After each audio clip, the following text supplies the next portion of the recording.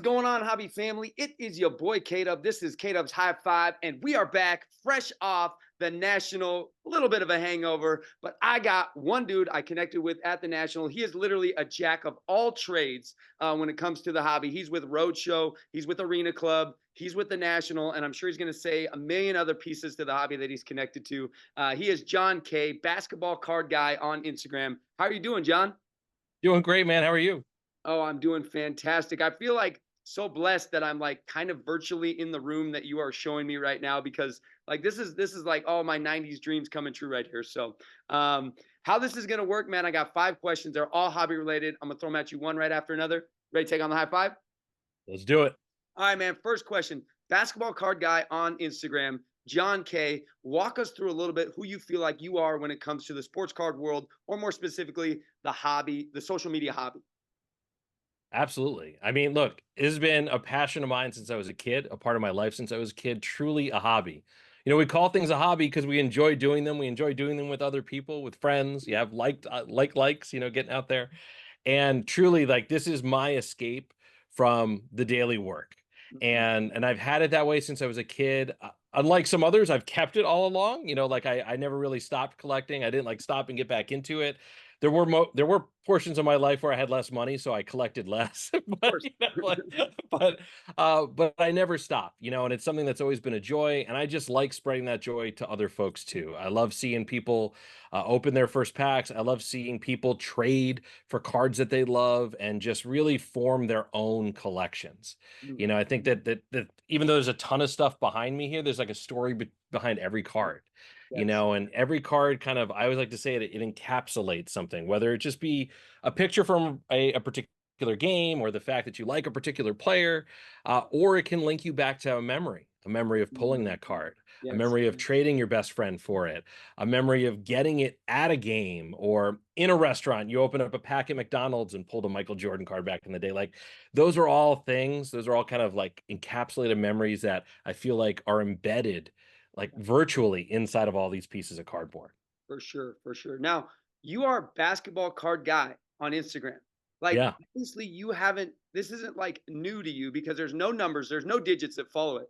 So, how long have you been doing, like, I mean, to get that handle on Yeah. Instagram, you had to have like been It's doing about 10 years. Yeah, 10 so years. I was definitely ahead of the curve, and my following on there too is completely organic.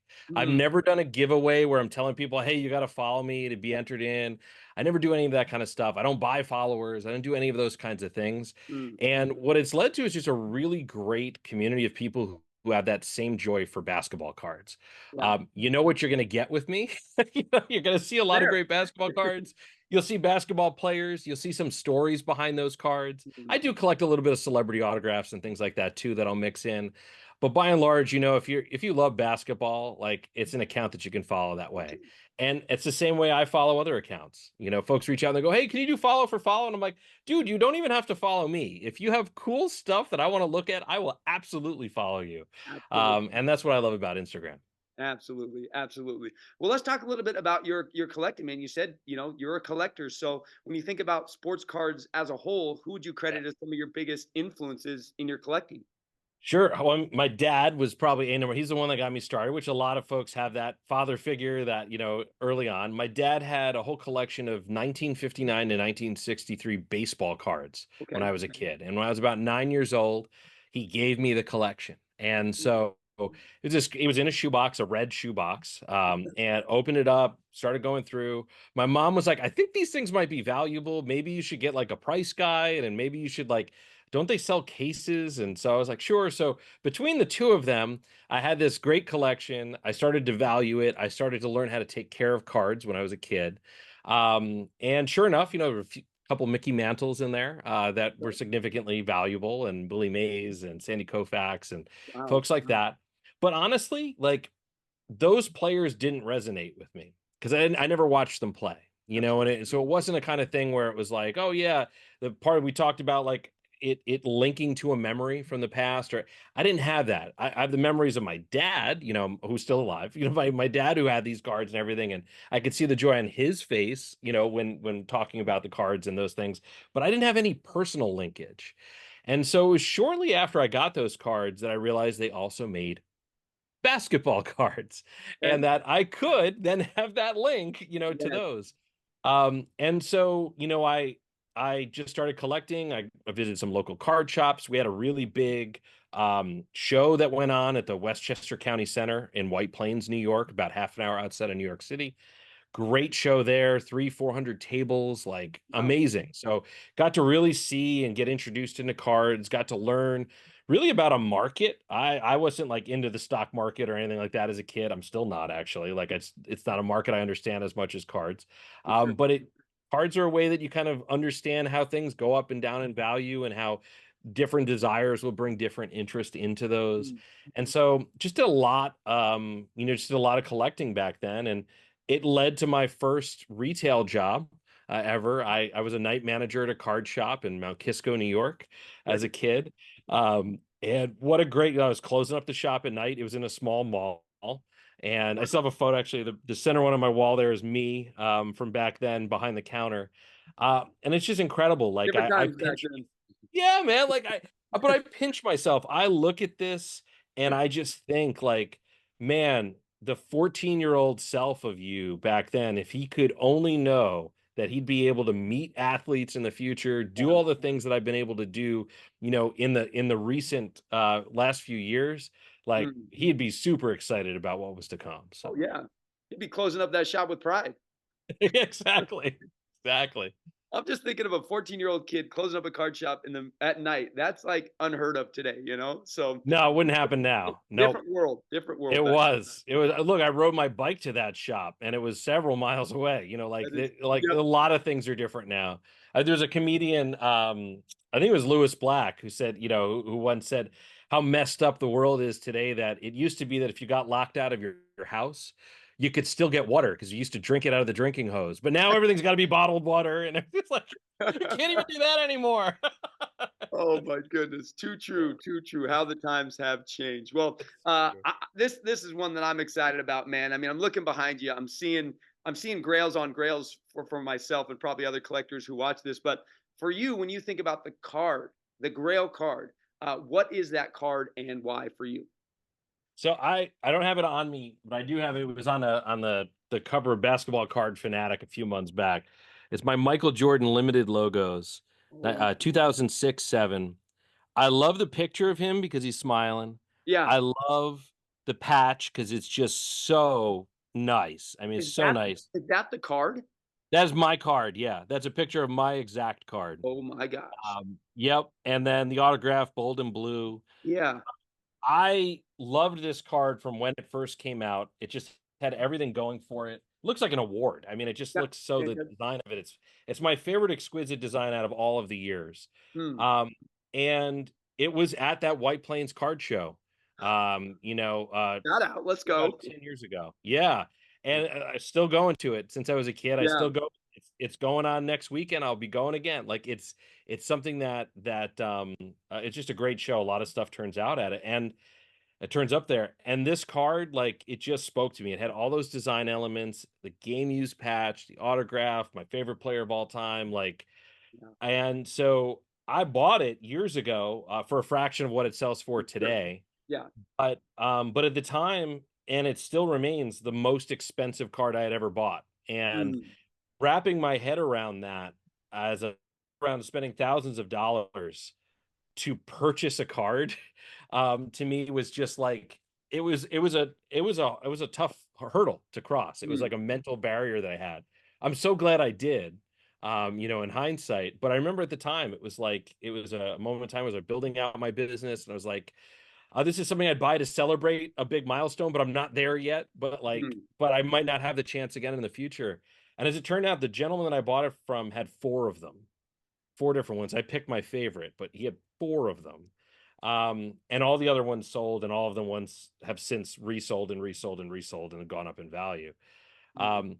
So if you see something you truly love, and I always say, like, I know you mentioned grails, there are probably a lot of grails for folks here in the Sure. background, but I think for all of us, we really should only have one grail. There should be one thing that just stands out as that Mm. one item that kind of if you only could have one card, what would it be? Yeah. And for me, it's that card 100%. And after I bought it, I got offered a ton of money for it, way more than I spent.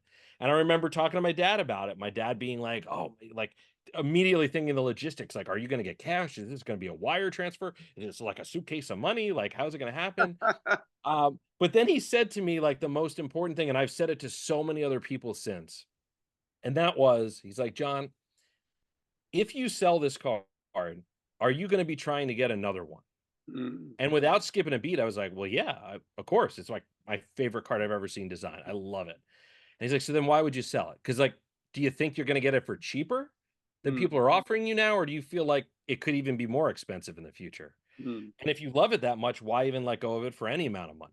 Yeah. You know? So that resonated with me, and he was right. I didn't sell it. I still have it. I never will sell it. Yeah. It's just one of those things that's just, you feel like you found it. If it is your grail, then you hold on to it.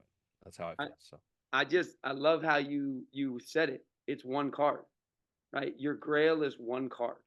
And I think you're right in the hobby. A lot of times we get caught up in this, the bigger and better, keeping up with the Joneses, like to the next, to the next, to the next.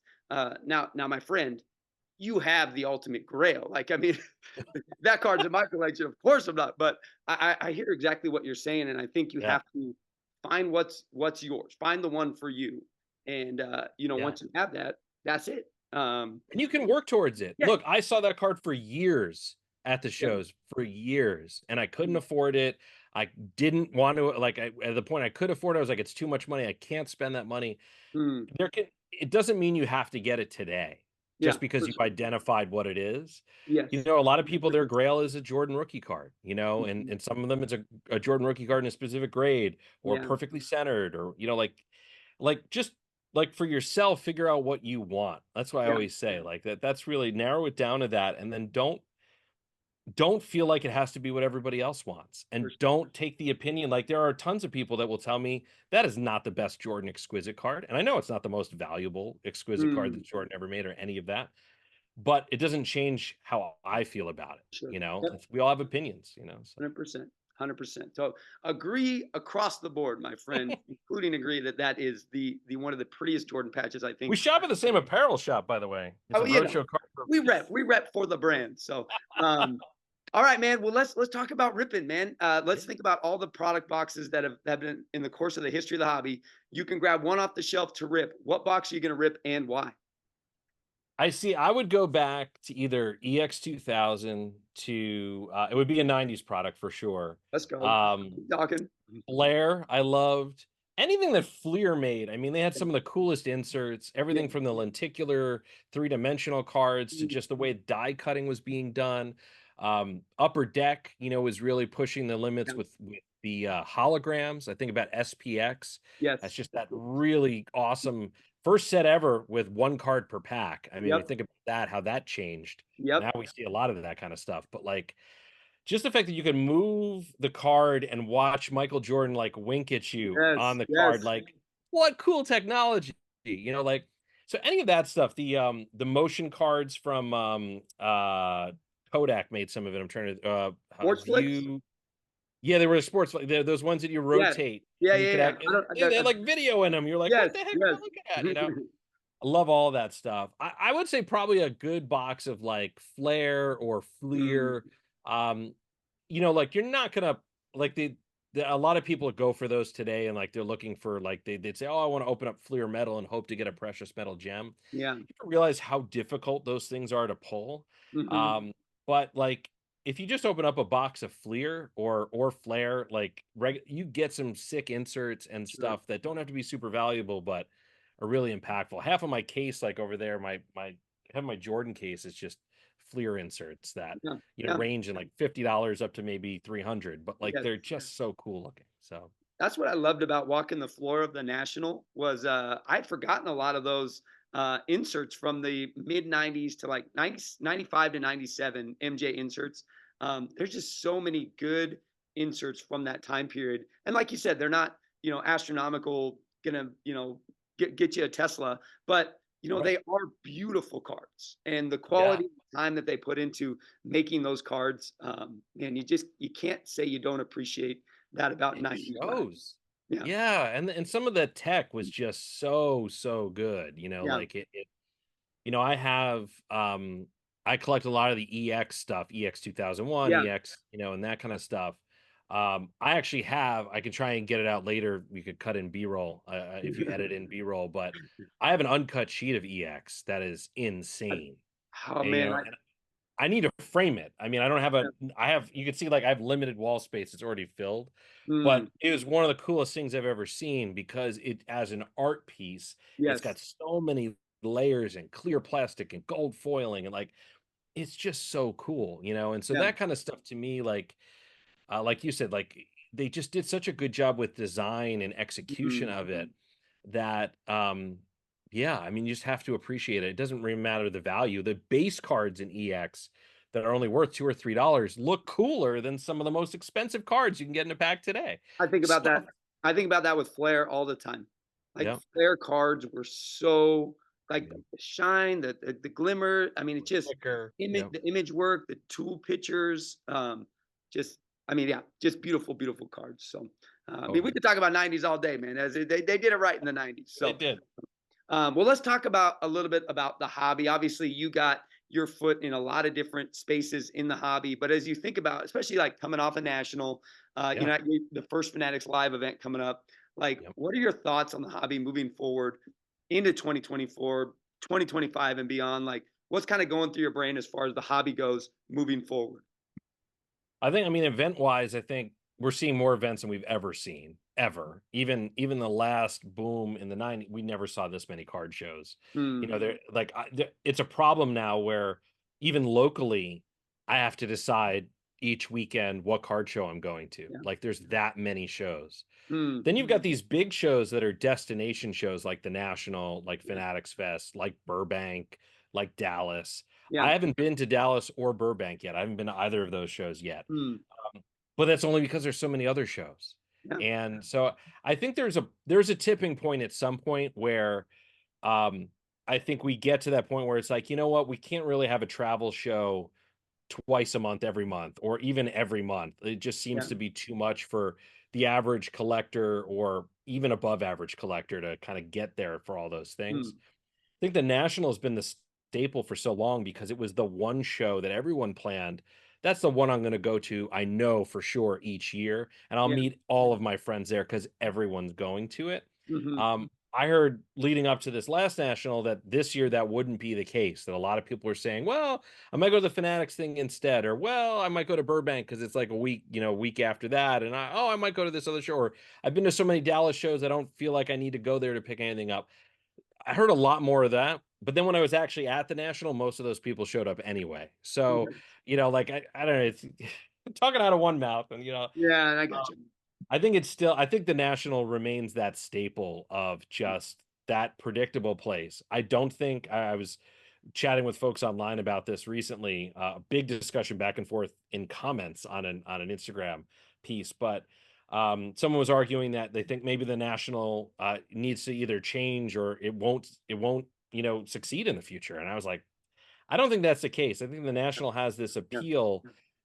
It has a half flea market feel in some Yeah. ways. You walk around there, you can see some junk on the tables that, you know, but that's part of the charm. For That's sure. part of the reason you go. Like Yeah. that's so I think that it's a unique formula and the ticket prices are reasonable. Like you've got a Mm, lot of things going for the national that even as these other things are innovating and yeah. and doing new and different stuff, um, I don't think that takes away from the national as much as people think it might. Yeah.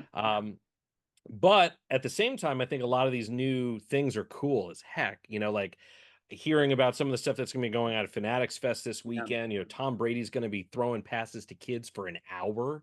Like, what? Are you kidding? My son go there and catch a ball from Tom Brady? Yeah. Like, that's sick that they're making the time to do that stuff. KD and Anthony Edwards are going to be playing basketball with kids on Saturday. Like these are experiences that my childhood, again, back to the wall, right? That kid at 14 years old would have flipped for, like I would have done anything to go A play kid at 40 years basketball. old is gonna flip for I it. know, dude. Like come on, Durant, like my top three collections: Michael Jordan, Kobe Bryant, and Kevin Durant. So Wow. like, and then Yeah. Thomas Bryant's number four. But like just a random one in there. Gotta But love it. like to me, that would be awesome, you know, and Mhm. that's like one of those areas where I just feel like that's gonna be great. I think that'll be a success. I think Mm, it'll tell a lot of stories around it. But then the comes a question of sustainability. A lot mm, of folks, the same thing with I've been involved with startups before, I've been involved with technology. A lot of money comes into things when people think there's a lot of money to make. And gotcha. so sometimes you have spending, we used to call it loss leaders, you know, in a business. Like Costco sells a hot dog and a drink for $1.50. That's not to make money off of the hot dog and the drink. That's to get you in the door so that you go spend a Yeah. few $100s throughout the store. It's Mm, a loss leader. Um, and I think these events, like doing some of these big things, could be in that sense. I mhm. don't know, and I haven't seen their budgets, and I don't know what the bottom line is, but I would guess that a lot of these newer shows that are happening probably aren't making a whole lot of money, maybe aren't even making money. And Mm, so then that just lends itself to think about, as you ask about the future, like what's sustainable? How much of the cool stuff can you do before it's out of budget? yeah. You know, someone like Fanatics has great relationships with people like Brady. So they may not have to pay him for that hour that he's throwing footballs to kids. Mm, But anybody else, like you think about what you'd have to pay for an athlete appearance of his caliber, you're talking a ton of money. And then to use that in a way that you're not monetizing it, where he's throwing passes to kids, yeah. you're not selling tickets to that, you're not making any money off of that. That would be really hard for anybody else to do. You Yeah. know, so my mind goes in a lot of those directions as I see these things. As you mentioned, like I've worked with a lot of different organizations, businesses in the hobby, and so I see behind the scenes of some of these things. And I think it is going in a really cool direction. Experiential is one of those spots where like just it's transformative, you know, For like sure. giving people as much as you know, you wouldn't leave your 14-year-old kid in a mall managing a card shop. That same 14-year-old kid today, though, can be playing basketball with a superstar when they Yes. couldn't in the Yeah. past. Mm, Crazy how things have changed. yes. But it's a lot of people our age that are going into these spots in these businesses now and making decisions. So that's why a lot of this fantasy stuff is happening. Like, so it's awesome, man. It's Yeah. it's a really cool time to be in the hobby. It's a really and I just hope that people don't obsess too much over the business of it. I Yeah. always tell folks, like, for me, it's hobby first. I keep it Yeah. a hobby. The moment it becomes too entrenched with everything you normally worry about in a business, it's not fun anymore. Mm. And then why would you have a hobby that's not fun? Like that's Yeah. the whole point. So that's kind of that's a separation I try and give myself. But Amen, man. I think that is a perfect way to end this amazing interview that we've had together. Is keep the hobby first, and I think absolutely. that's the bottom line. In the end, yes, there, like you said, there's money to be made. Yes, there's people who are profiting, but in the end, it's the 14-year-old kid running a card shop. I mean, that's the bottom line of this hobby. It's the kids who trade for their favorite Yeah. player in the list Yeah. of Would a kid rather have that favorite player card yeah. or a stock certificate? Let's get Exactly. real. Yeah, Right? Like absolutely. that's what's so cool about this. Absolutely. 100%, man. 100%. Well, hey, we got a high five, man. Throw it up. Boom. Boom. Hey, this is John K, basketball card guy on Instagram, basketballcardguy.com. As I said, roadshow cards, arena club, national. I don't know what other hands you got, hobby hands you got going out, but man, Too uh, many.